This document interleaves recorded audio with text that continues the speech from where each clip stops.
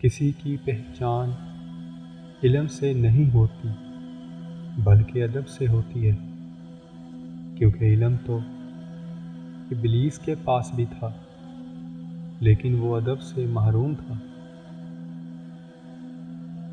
گناہ کرنے سے دل کالا ہو جاتا ہے، اور دل کی سیاہی کی علامت اور پہچان یہ ہے کہ گناہوں سے گھبراہٹ نہیں ہوتی، اطاعت کی سعادت نہیں ملتی اور نصیحت اثر نہیں کرتی۔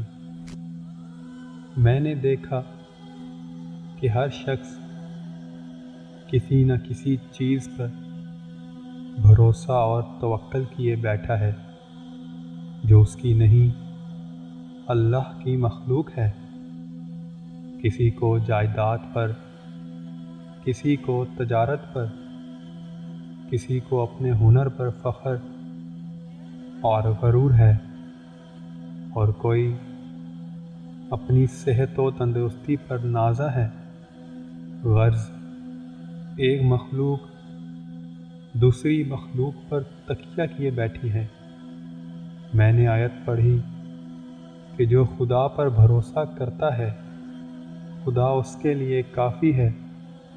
اب میں نے مخلوق کی جگہ خدا پر بھروسہ اور توکل کر لیا ہے۔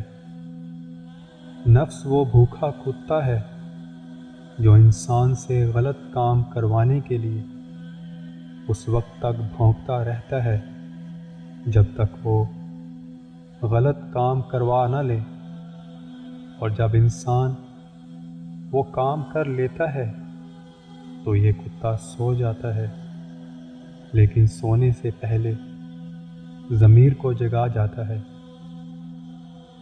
اگر پھل ہوں تو وہ پہلے پیش کیے جائیں، کیونکہ طبی لحاظ سے ان کا پہلے کھانا زیادہ موافق ہے۔ یہ جلد ہضم ہوتے ہیں، لہٰذا ان کو معدے کے نچلے حصے میں ہونا چاہیے۔ مشرقی ہوا بادلوں کو اوپر کی طرف لے جاتی ہے، شمالی ہوا بادلوں کے ٹکڑوں کو یکجا کرتی ہے، جنوبی ہوا بادلوں کو ٹپکنے کے قابل بناتی ہے، اور مغربی ہوا قطرات کو بارش میں تبدیل کر کے زمین کو سیراب کرتی ہے۔